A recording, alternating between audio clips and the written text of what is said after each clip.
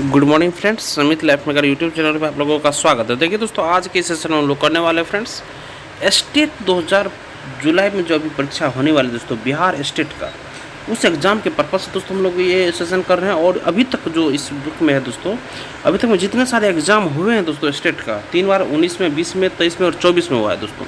Total exam का हर एक paper में जो शिक्षण कला एवं अंतरक्षता से क्वेश्चन पूछा जाता है दोस्तों, 50 क्वेश्चन, उन सारे क्वेश्चन का दोस्तों सोल्यूशन हम अपने इस सेशन में करवाते हैं। टोटल अभी तक दोस्तों 5 से 6 सेशन हमारा हो चुका है, जो कि दोस्तों इसी चैनल पे प्लेलिस्ट में डाला गया, आप लोग जाके देख सकते हैं। अगर आप जुलाई 2025 में स्टेट का परीक्षा देने वाले दोस्तों, तो सेशन को जरूर देखिएगा, क्योंकि दोस्तों अधिकतर क्वेश्चन यहीं से आने की संभावना है। तो देखिए दोस्तों, आज का फर्स्ट क्वेश्चन है दोस्तों, शिक्षण के स्तंभ है। शिक्षण के स्तंभ है, क्या स्तंभ है दोस्तों?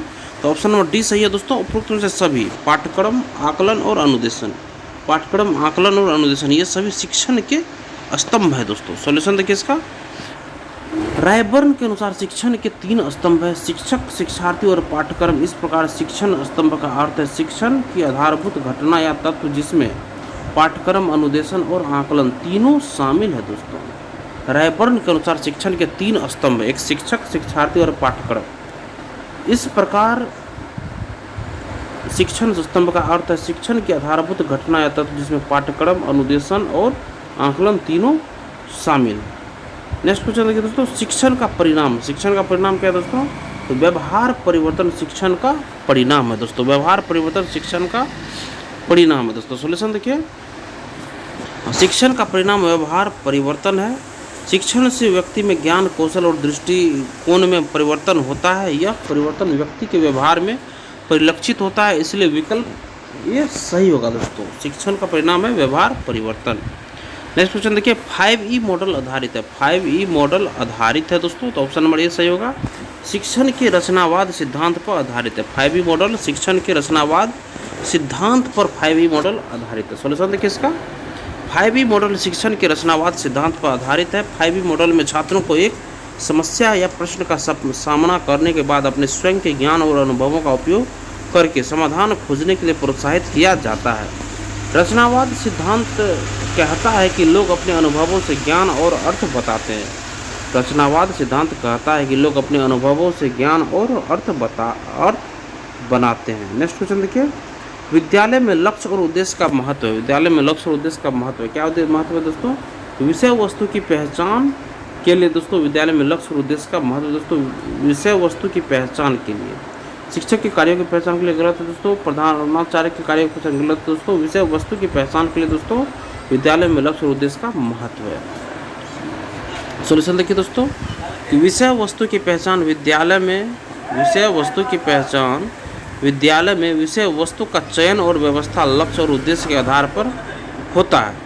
विषय वस्तु को ऐसे रूप में प्रस्तुत किया जाता है कि विद्यार्थी को उनकी रुचि, शैक्षिक स्तर, अधिगम शैली और भविष्य की आवश्यकताओं के अनुसार ज्ञान प्राप्त हो सके दोस्तों। नेक्स्ट क्वेश्चन देखिए, ब्लूम की व्यवस्था है। ब्लूम की व्यवस्था दोस्तों, ऑप्शन नंबर ए देखिए, वर्गीकरण व्यवस्था है दोस्तों। ब्लूम की व्यवस्था क्या है दोस्तों? तो वर्गीकरण व्यवस्था है। ब्लूम की व्यवस्था वर्गीकरण व्यवस्था है। सॉल्यूशन इसका, ब्लूम की व्यवस्था वर्गीकरण। देखिए दोस्तों, ब्लूम की व्यवस्था है। ब्लूम की व्यवस्था क्या है दोस्तों? तो ये है वर्गीकरण व्यवस्था है दोस्तों। सॉल्यूशन देखिए इसका, ब्लूम की व्यवस्था वर्गीकरण व्यवस्था है जिसमें संज्ञानात्मक क्षेत्र के उद्देश्यों को 6 श्रेणियों में वर्गीकृत किया गया है। ज्ञान, समझ, अनुप्रयोग, विश्लेषण, संश्लेषण, मूल्यांकन।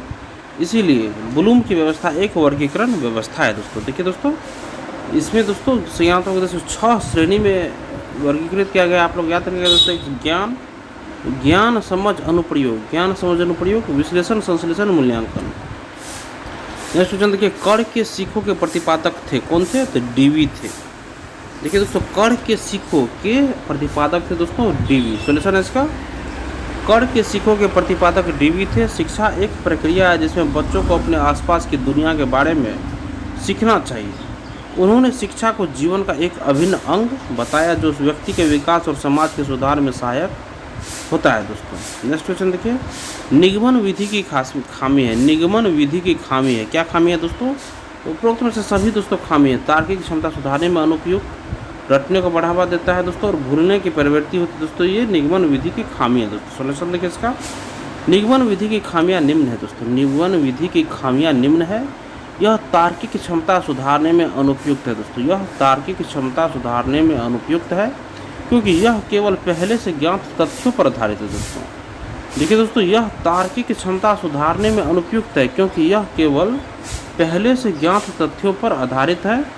यह रटने को बढ़ावा देती है क्योंकि यह छात्रों को केवल तथ्यों को याद करने के लिए प्रोत्साहित करती है दोस्तों। यह रटने को बढ़ावा देती है क्योंकि यह छात्रों को केवल तथ्यों को याद करने के लिए प्रोत्साहित करती है। ये उन्हें समझने के लिए नहीं। यह भूलने की प्रवृत्ति पैदा करती है, छात्रों को याद करने के लिए प्रोत्साहित करती है, समझने के लिए नहीं। यही दोस्तों निगमन विधि की खामियां हैं दोस्तों। नेक्स्ट क्वेश्चन देखिए, कार्यभार विधि महत्वपूर्ण चरण है दोस्तों। कार्यभार विधि महत्वपूर्ण चरण है, शिक्षण अधिनियम प्रक्रिया में कहा है। किसने कहा दोस्तों? तो डगलस ने कहा दोस्तों। कार्यभार विधि महत्वपूर्ण चरण है, कार्यभार विधि महत्वपूर्ण चरण है, शिक्षण अधिनियम प्रक्रिया में कहा है। तो किसने? तो डगलस ने कहा है दोस्तों, डगलस ने। सोल्यूशन देखिए इसका, कार्यभार विधि महत्वपूर्ण चरण है। डेविड एच हार्लैंड ने कहा कि कार्यभार विधि शिक्षण अधिगम प्रक्रिया में एक महत्वपूर्ण चरण है। उन्होंने कहा कि कार्यभार विधि छात्रों को सीखने के लिए प्रोत्साहित करते हुए उन्हें सक्रिय साझेदार बनाती है। तो ऑप्शन नंबर ए गलत है। सही उत्तर दोस्तों ऑप्शन नंबर बी होगा दोस्तों। इसमें दोस्तों बी दिया है, डगलस, डीवी होगा दोस्तों इसके अनुसार। विकल्प ए गलत है, सही उत्तर बी होगा, तो डीवी। कार्यभार विधि महत्वपूर्ण चरण शिक्षण अधिनियम प्रक्रिया में कहा डीवी। नेक्स्ट क्वेश्चन देखिए दोस्तों, पाठ योजना प्रक्रिया है। पाठ योजना प्रक्रिया है दोस्तों, तो ऑप्शन नंबर डी देखिए सभी ऑप्शन होगा दोस्तों। अध्याय नियोजन की, विषय क्रिया नियोजन की, शिक्षण कार्यनीति नियोजन की दोस्तों।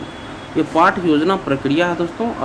अध्याय नियोजन की है, विषय क्रिया नियोजन की है दोस्तों, और शिक्षण कार्यनीति नियोजन की दोस्तों ये पाठ योजना प्रक्रिया है दोस्तों। सॉल्यूशन इसका देखिए फ्रेंड्स, पाठ योजना एक प्रक्रिया है जिसमें शिक्षक एक विशिष्ट पाठ के लिए अध्याय, विषय क्रिया और शिक्षण कार्यनीति सभी को योजनाबद्ध करता है। पाठ योजना का उद्देश्य शिक्षण अधिगम प्रक्रिया को प्रभावी बनाना है। इसमें शिक्षक छात्रों की आवश्यकताओं, पाठ सामग्री और शिक्षण अधिगम विधियों पर विचार करता है दोस्तों। नेक्स्ट क्वेश्चन देखिए फ्रेंड्स, हार्वर्ड अभिगम में एक चरण है। हार्वर्ड अभिगम में एक चरण है दोस्तों। ऑप्शन नंबर सी दोस्तों संबंध। हार्वर्ड अभिगम में एक चरण है दोस्तों, ये संबंध जो है दोस्तों एक चरण है दोस्तों हार्वर्ड अभिगम में। सॉल्यूशन देखिए, वर्गीकरण हार्वर्ड अभिगम का एक चरण है, और हार्वर्ड अधिगम एक अधिगम सिद्धांत है जो छात्रों को नई जानकारी को समझने में मदद करता है। यह सिद्धांत 4 चरणों पर आधारित है, विभेदन, वर्गीकरण, संबंध और दिशा निर्देश। अतः हार्वर्ड अधिगम में एक चरण वर्गीकरण है दोस्तों, वर्गीकरण है। देखिए विकल्प सी गलत है, सही उत्तर बी होगा दोस्तों। तो ऑप्शन नंबर बी देखिए, हार्वर्ड अधिगम में एक चरण वर्गीकरण है दोस्तों, यही ऑप्शन सही होगा। नेक्स्ट क्वेश्चन देखिए, सूक्ष्म शिक्षण आधारित है। सूक्ष्म शिक्षण आधारित है दोस्तों, तो ऑप्शन नंबर सी देखिए, शिक्षण कौशल पर आधारित है दोस्तों। सूक्ष्म शिक्षण आधारित, शिक्षण कौशल पर आधारित दोस्तों, शिक्षण सामग्री पर नहीं है, शिक्षण विधि पर नहीं है, शिक्षण विधि पे नहीं है, न ही शिक्षण सामग्री, शिक्षण कौशल पे दोस्तों सूक्ष्म शिक्षण आधारित है। सॉल्यूशन देखिए इसका, सूक्ष्म शिक्षण एक शिक्षण कौशल है जिसमें शिक्षक एक विशिष्ट शिक्षण कार्य को छोटे छोटे चरणों में विभाजित करता है और उन्हें व्यवस्थित ढंग से प्रदर्शित करता है। इसका उद्देश्य शिक्षण की गुणवत्ता और प्रभावशीलता को बढ़ाना है दोस्तों। नेक्स्ट है, अनुदेशन से कौन से उद्देश्य की प्राप्ति होती है दोस्तों? अनुदेशन से कौन से उद्देश्य की प्राप्ति होती है फ्रेंड्स? तो ज्ञानात्मक की उद्देश्य की प्राप्ति होती है। अनुदेशन से कौन से उद्देश्यों की प्राप्ति होती है दोस्तों? ज्ञानात्मक की दोस्तों ये प्राप्ति होती है। अनुदेशन से कौन से उद्देश्यों की प्राप्ति होती है?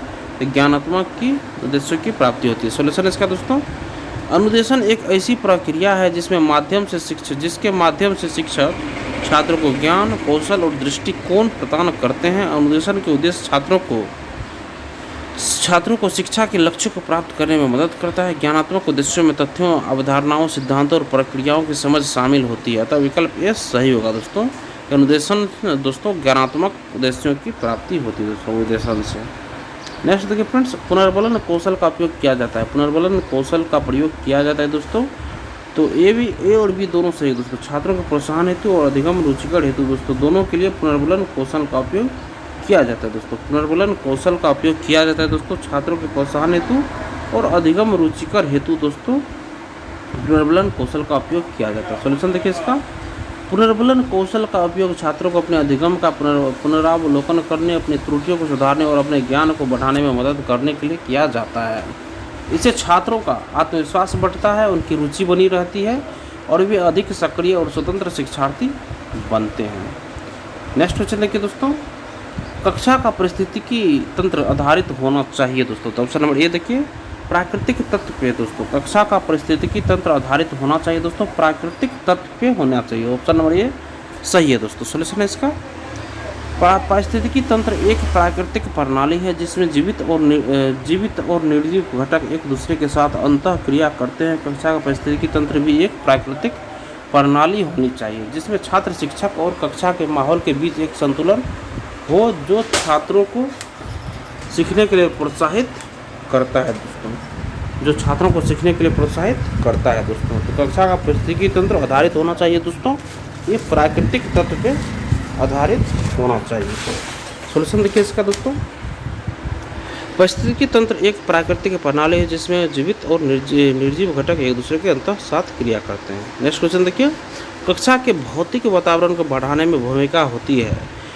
तो ऑप्शन नंबर 20 सही होगा दोस्तों, छात्रों की भूमिका होती है। कक्षा के भौतिक वातावरण को बढ़ाने में भूमिका होती है दोस्तों, ये छात्रों की भूमिका होती है दोस्तों, शिक्षकों की नहीं, प्रधानाध्यापक की नहीं होती। सॉल्यूशन देखिए इसका, कक्षा का भौतिक वातावरण का तात्पर्य यह है कि कक्षा को कैसे व्यवस्थित किया जाता है जिसमें पहुंच, दृश्यता और विचलितता आदि को शामिल किया जाता है। कक्षा के भौतिक वातावरण को बढ़ाने में छात्रों की अहम भूमिका होती है। भौतिक वातावरण छात्र उपलब्धि और छात्र व्यवहार दोनों से संबंधित हो सकता है। एक सकारात्मक कक्षा वातावरण सुरक्षित, सम्मानजनक, स्वागत करने वाला तथा छात्र अधिगम में सहायक होता है। नेक्स्ट क्वेश्चन देखिए, पाठ्य पुस्तक का महत्व है। पाठ्य पुस्तक का महत्व है तो ऑप्शन नंबर डी देखिए, सभी महत्व का दोस्तों। पाठ्य पुस्तक का महत्व है छात्रों को बाहरी दुनिया से परिचित कराने में, बाहरी दुनिया का ज्ञान प्रदान करने में, पढ़ने लिखने और बोलने के कौशल में सुधार करने के लिए दोस्तों पाठ्य पुस्तक का महत्व है दोस्तों। सॉल्यूशन देखिए इसका, हेरोलिकर के अनुसार पाठ्य पुस्तक ज्ञान, अनुभवों, भावनाओं, विचारों तथा प्रवृत्तियों व मूल्यों के संचय का साधन है। पाठ्य पुस्तकों का निम्नलिखित महत्व है। पाठ्य पुस्तक छात्रों को बाहरी दुनिया से परिचित कराते हैं। पाठ्य पुस्तक दुनिया का ज्ञान प्रदान करते हैं। पाठ्य पुस्तक लिखने और बोलने के लिए कौशल में सुधार हेतु प्रयोग में लाए जाते हैं। पाठ्य पुस्तकें शिक्षण के प्रकरणों की सीमा को निर्धारित करती है।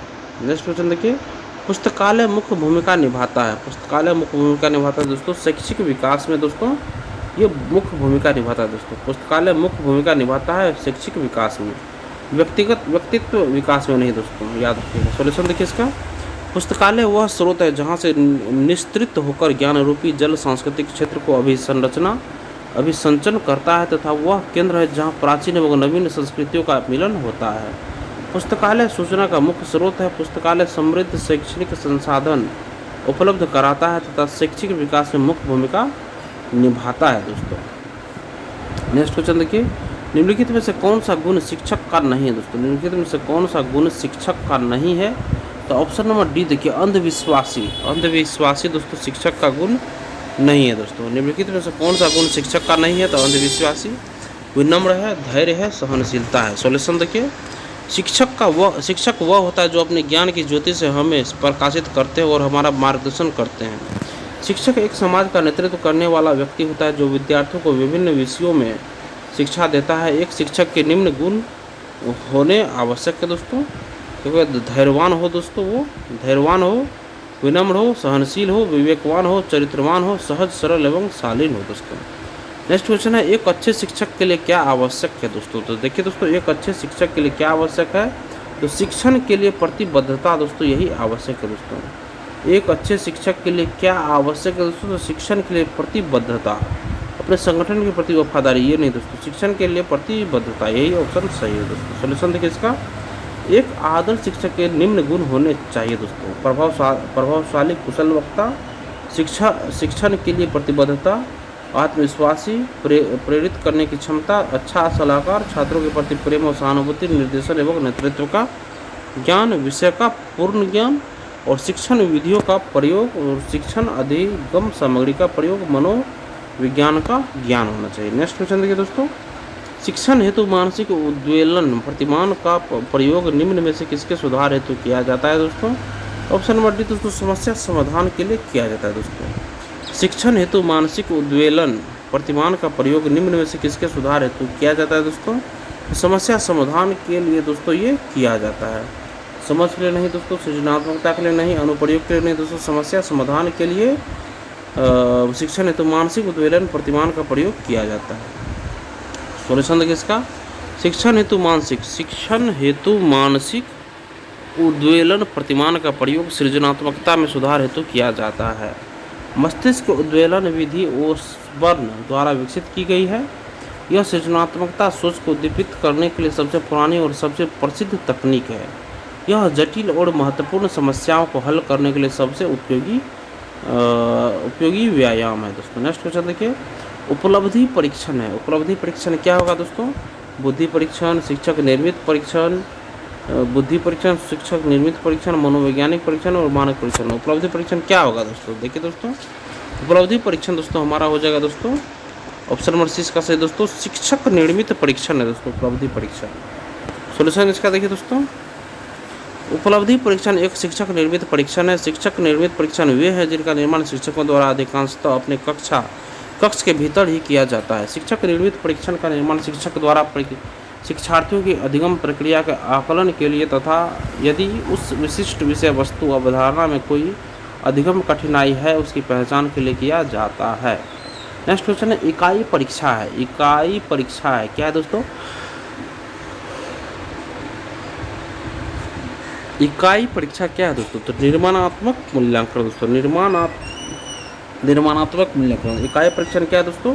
निर्माणात्मक मूल्यांकन है दोस्तों इकाई परीक्षण। सॉल्यूशन देखिए, इकाई परीक्षण एक निर्माणात्मक मूल्यांकन या रचनात्मक मूल्यांकन है। निर्माणात्मक आकलन को कई लोगों द्वारा सीखने के लिए आकलन भी कहा जाता है दोस्तों। इस प्रकार का आकलन का प्रमुख प्रयोजन छात्रों को वह रचनात्मक प्रतिक्रिया प्राप्त करने में सक्षम बनाना है जो उन्हें बेहतर सीखने और प्रभावी प्रगति करने में उनकी मदद करेगी। ऐसी प्रतिक्रिया आमतौर पर शिक्षकों द्वारा दी जाती है दोस्तों।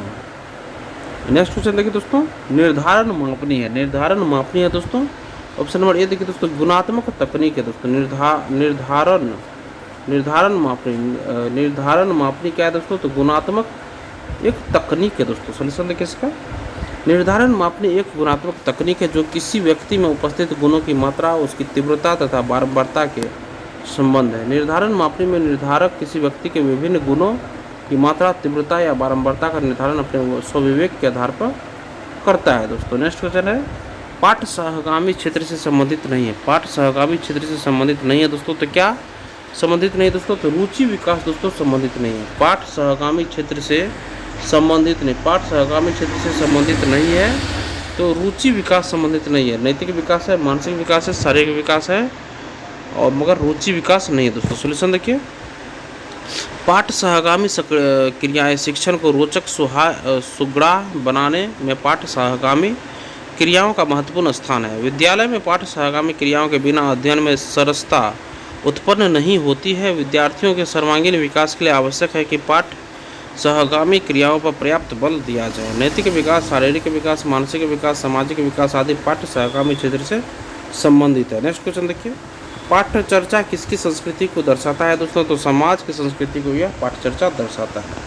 पाठ चर्चा किसकी संस्कृति को दर्शाता है? तो समाज के संस्कृति को दर्शाता है, विद्यालय को नहीं, धन का नहीं और पारिवारिक जीवन का नहीं दोस्तों, ये समाज का संस्कृति को दर्शाता है। सॉल्यूशन देखिए, पाठ चर्चा एक शैक्षिक संस्थान के मार्गदर्शन में शिक्षार्थी को दिए जाने वाले शैक्षिक अनुभवों और गतिविधियों की एक औपचारिक योजना है। यह विद्यालय में अधिक संरचित है और उच्च शिक्षा में अधिक लचीली होती है।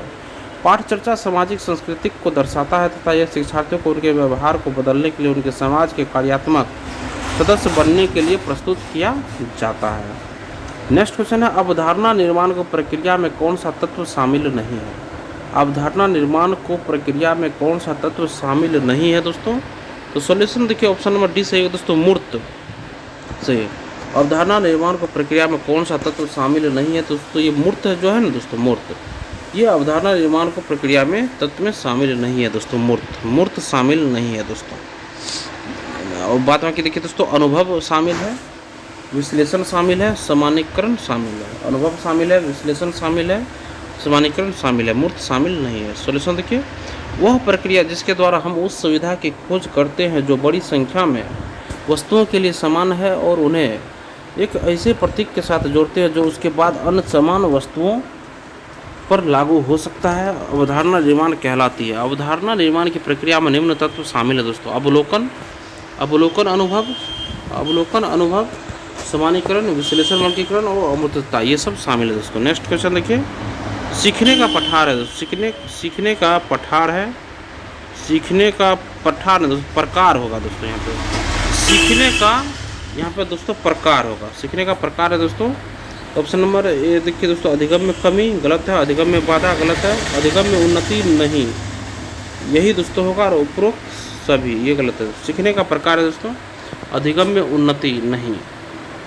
सॉल्यूशन देखिए, सीखने की उस प्रकार की व्यवस्था जिसमें सीखने की उन्नति रुक जाती है, इस अवस्था में अधिगम वक्र ऊपर चढ़ने के स्थान पर समांतर चलने लगता है दोस्तों, और अधिक देर तक कोई प्रगति नहीं दिखाई पड़ती। इस सपाट स्थल को अधिगम का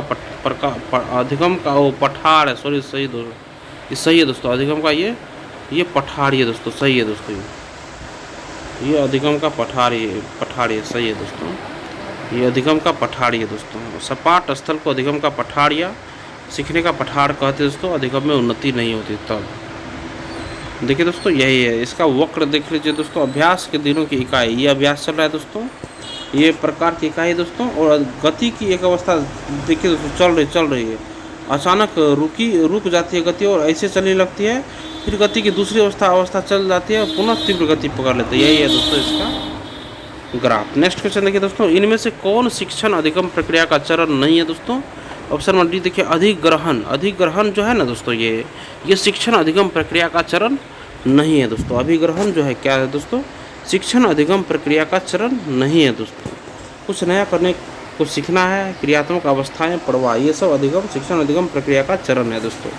सॉल्यूशन देखिए इसका, शिक्षण अधिगम प्रक्रिया के निम्न चरण है दोस्तों। लक्ष्य या उदय, इसके अंतर्गत लक्ष्य निर्धारण आता है।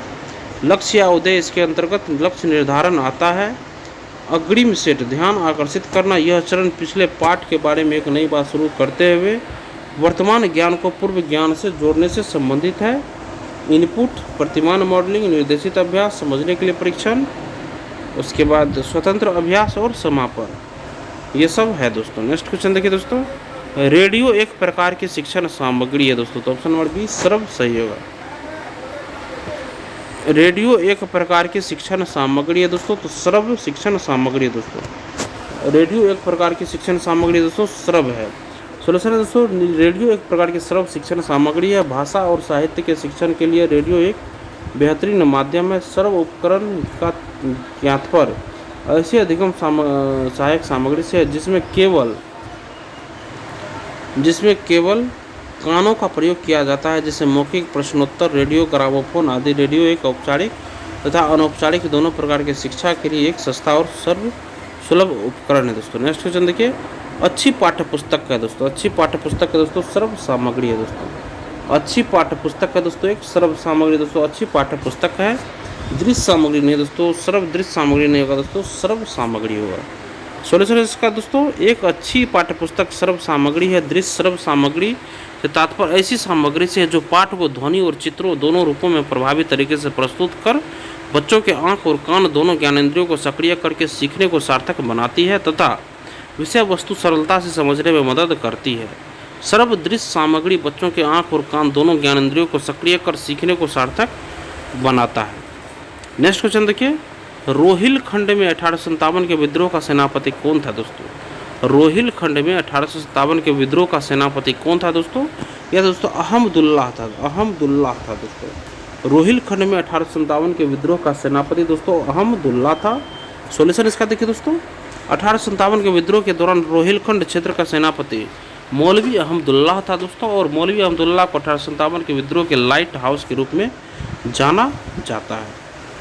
नेक्स्ट है फ्रेंड्स, डोडा बेटा चोटी निम्नलिखित में से किस पहाड़ी श्रृंखला में स्थित है दोस्तों? तो नीलगिरी पहाड़ी श्रृंखला में दोस्तों ये डोडा बेटा चोटी स्थित है दोस्तों। सॉल्यूशन देखिए इसका, दोदा बेटा चोटी नीलगिरी पहाड़ी श्रृंखला में स्थित है।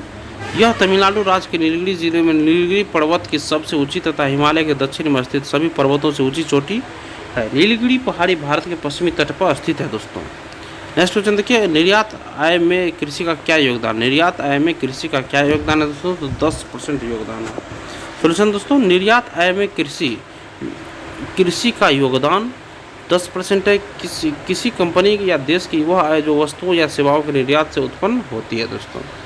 नेक्स्ट है, कुंवर सिंह ने अपना अंतिम युद्ध किस अंग्रेज कप्तान के विरुद्ध लड़ा था दोस्तों? तो ये लड़ा था वीर कुंवर सिंह ने अपना अंतिम युद्ध डगलस नामक अंग्रेज कप्तान के विरुद्ध लड़ा था दोस्तों। डगलस नामक दोस्तों, ऑप्शन नंबर ए होगा दोस्तों, डगलस नामक लड़ा था। और कुंवर सिंह का जन्म बिहार में शाहबाद जिले के जगदीशपुर में सन 1782 ईस्वी में हुआ था दोस्तों। इनके पिता का नाम साहबजादा सिंह, माता का नाम पंच रतन कुंवर था दोस्तों, माता का नाम। नेक्स्ट क्वेश्चन देखिए दोस्तों, खबरों में रहे बंधन एक्सप्रेस और मैत्री एक्सप्रेस भारत और किस देश के बीच चलती है दोस्तों? खबरों में रहे बंधन एक्सप्रेस और मैत्री एक्सप्रेस किन देशों के बीच चलती है दोस्तों? ये दोस्तों बांग्लादेश के बीच, भारत और बांग्लादेश के बीच चलती है। सोल्यूशन देखिए इसका दोस्तों, खबरों में रहे बंधन एक्सप्रेस और मैत्री एक्सप्रेस दोस्तों भारत और बांग्लादेश के बीच चलती है। गौरतलब है कि बंधन एक्सप्रेस कोलकाता और बांग्लादेश के खुलना के बीच चलती है एवं मैत्री एक्सप्रेस भारतीय शहर कोलकाता को बांग्लादेश की राजधानी ढाका के बीच चलती है। मैत्री एक्सप्रेस को 14 अप्रैल 2008 से आरंभ किया गया था एवं बंधन एक्सप्रेस को वर्ष 2017 में शुरू किया गया था दोस्तों। देखिए, मैत्री एक्सप्रेस 14 अप्रैल 2008 को ही आरंभ किया था दोस्तों और बंधन एक्सप्रेस वर्ष 2017 में शुरू किया गया था। नेक्स्ट क्वेश्चन है, डीडीटी और एल्युमिनियम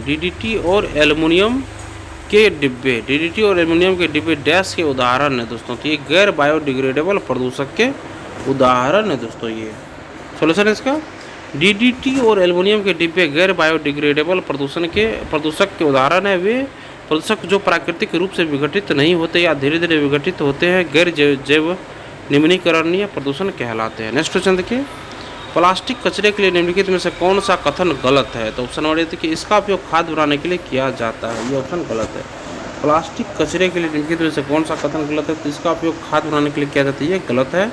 यह अधिक समय तक रहता है, सही है।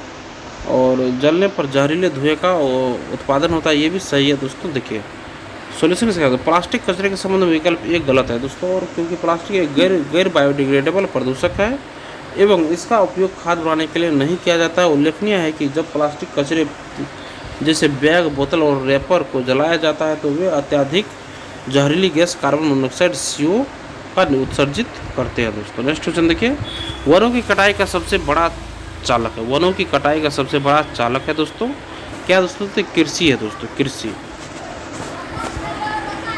देखिए दोस्तों, वनों की कटाई का सबसे बड़ा चालक कृषि है। वनों की कटाई का 70 से 80% हिस्सा कृषि के कारण होता है। वर्ष 2021 में वनों की कटाई में ब्राज़ील दुनिया का सबसे बड़ा योगदान करता था दोस्तों। नेक्स्ट क्वेश्चन देखिए दोस्तों, ग्लोबल वार्मिंग पृथ्वी की जलवायु प्रणाली के डैश में 1 सदी के पैमाने पर वृद्धि देखी गई है दोस्तों। तो ऑप्शन नंबर सी, औसत तापमान में 1 सदी के पैमाने पर वृद्धि देखी गई दोस्तों, औसत तापमान में। सोल्यूशन इसका दोस्तों, ग्लोबल वार्मिंग पृथ्वी की जलवायु प्रणाली के औसत तापमान में 1 सदी के पैमाने पर वृद्धि देखी गई है।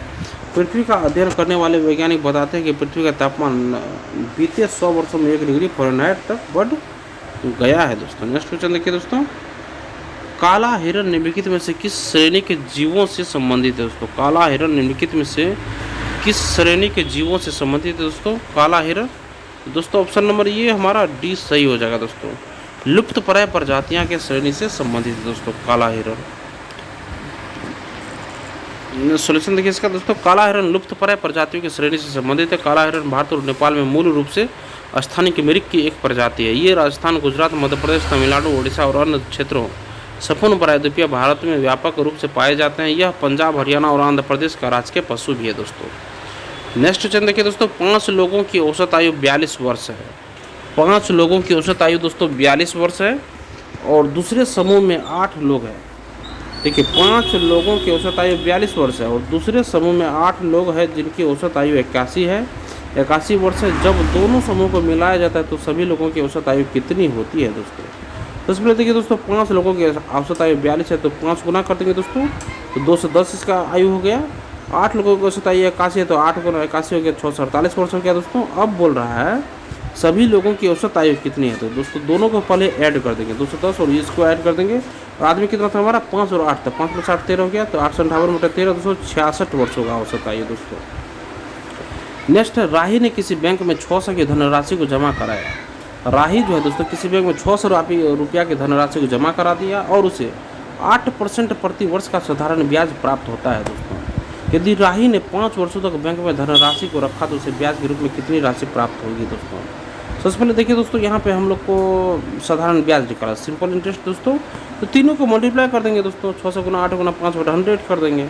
उधर गुना 10 गुना 100 बटा 100 होता है, तो 600 गुना 8 गुना 5 वर्ष के लिए क्या था दोस्तों, तो दोस्तों ये 240 रुपये साधारण ब्याज इसको प्राप्त होगा। नेक्स्ट दोस्तों 0.09 और 0.007 का गुणनफल कितना होगा दोस्तों। सबसे पहले देखिए दोस्तों पॉइंट से पॉइंट अगर क्या करेंगे दोस्तों 9 से 63 हो गया दोस्तों, 63 3 2 5 1 नंबर ऑप्शन सही होगा दोस्तों इसका। नेक्स्ट क्वेश्चन देखिए दो संख्याओं का महत्तम समावर्तक, दो संख्या का मौसम मतलब दोस्तों महत्तम समावर्तक 8 है जबकि उनका लघुत्तम समावर्तक 144 है। तो यदि एक संख्या 16 है तो दूसरी संख्या क्या होगी दोस्तों, 16 गुना दूसरी संख्या बराबर दोस्तों 8 गुना 44 हो जाएगा दोस्तों। 44 8 गुना 144 होगा, 8 गुना 16 2 गुना 102 2 14 2 72 होगा दोस्तों। ऑप्शन नंबर सी सही है दोस्तों। नेक्स्ट क्वेश्चन देखिए फ्रेंड्स, दो घर आमने सामने है, दोनों के ऊपर चिमनियाँ है दोस्तों। दो घर आमने सामने और दोनों के ऊपर चिमनियाँ है दोस्तों। चिमनियों को मिलाने वाली रेखा जमीन से देखिए दोस्तों, जैसे ये हो गया दोस्तों, दो घर आमने सामने है और दोनों के ऊपर चिमनियाँ है दोस्तों, और चिमनियों को मिलाने वाली रेखा जमीन से 45 डिग्री का कोण बनाती है। यदि एक घर की लंबाई ऊंचाई 25 मीटर है, दूसरे की ऊंचाई 10 मीटर, एक 10 मीटर हो गया, एक 25 मीटर हो गया दोस्तों ये, और इसके दोस्तों ये जो मिलाता है दोस्तों ये 45 मीटर हो गया दोस्तों, 10 मीटर। तो घर के एक दूसरे से कितनी दूरी है ये डिस्टेंस हमको बोल रहा है निकालने के दोस्तों। देखिए दोस्तों ये हो गया फ्रेंड्स, फिगर हो गया ये, एक 10 एक 25 सेंटीमीटर हो गया दोस्तों, ये 45 है, ये दूरी हमें निकालना है ना। तो दूरी निकालने के लिए 10 यहाँ पे 10, यहाँ भी 10 हो गया दोस्तों, और यहाँ पे क्या हो गया दोस्तों 10, यहाँ पे हो गया दोस्तों 15 हो गया दोस्तों, 15 ये हो गया दोस्तों। 45 डिग्री का एंगल बन रहा है। 1045 बराबर दोस्तों क्या होता है दोस्तों, लंब बटा आधार होता है, तो 1045 का मान 1 होता है। यहाँ भी 1 होगा दोस्तों और यहाँ भी 1 होगा, 1 बराबर 15 है तो ये भी 1 बराबर 15 ही होगा दोस्तों। देखिए दोस्तों इसका ऑप्शन 15 मीटर है दोस्तों, तो ऑप्शन नंबर डी ठोक देंगे दोस्तों।